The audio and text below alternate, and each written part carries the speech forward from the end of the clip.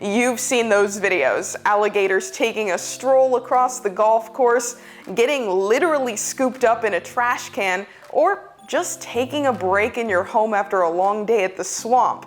You could say that Floridians have an interesting relationship with the state's favorite reptile. And even though alligators are widely considered dangerous, they typically tend to mind their own business. And with 1.3 million alligators in Florida alone, they're pretty valuable members of the ecosystem.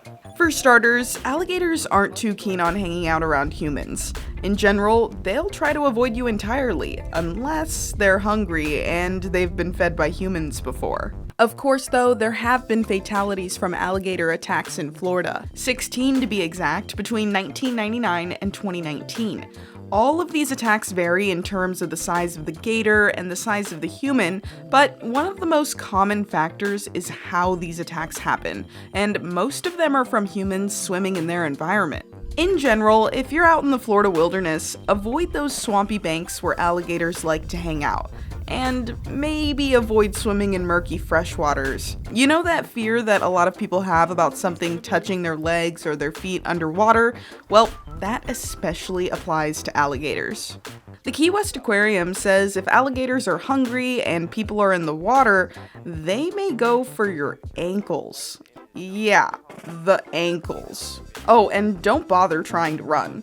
Alligators can easily outrun people, hitting speeds up to 20 miles per hour on land.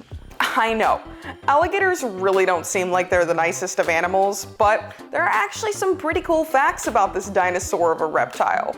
These guys have been around for a long time. American alligators have been around for about 84 million years, and their ancestors evolved more than 200 million years ago.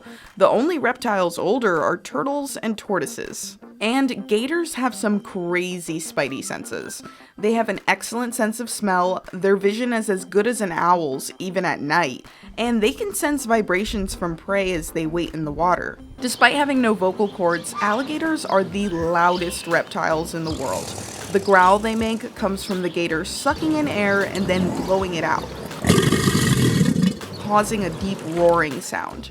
Their hearing is also so good that mothers can actually hear their babies calling for them while they're still inside of the eggs.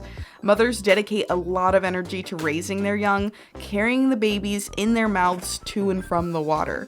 They'll also gently poke holes in the eggs if they can hear their babies struggling to hatch. And when it comes to the baby alligator nest, temperature actually dictates the gender of the babies. Warmer weather, and you'll have some male alligators, and colder weather leads to females. Since there are just so many alligators here in Florida, they have a huge impact on the ecosystem, but it's in a good way. These apex predators keep a lot of other animal populations in check. The Florida Fish and Wildlife Conservation Commission says these alligators will eat snakes, turtles, smaller mammals, small birds, and fish. But if the opportunity is there, alligators have no fear. They'll attack deer, sheep, cows, boars, and even other alligators. Without gators, though, experts say you'd have an unbalanced ecosystem, which could cause certain populations of animals to decrease.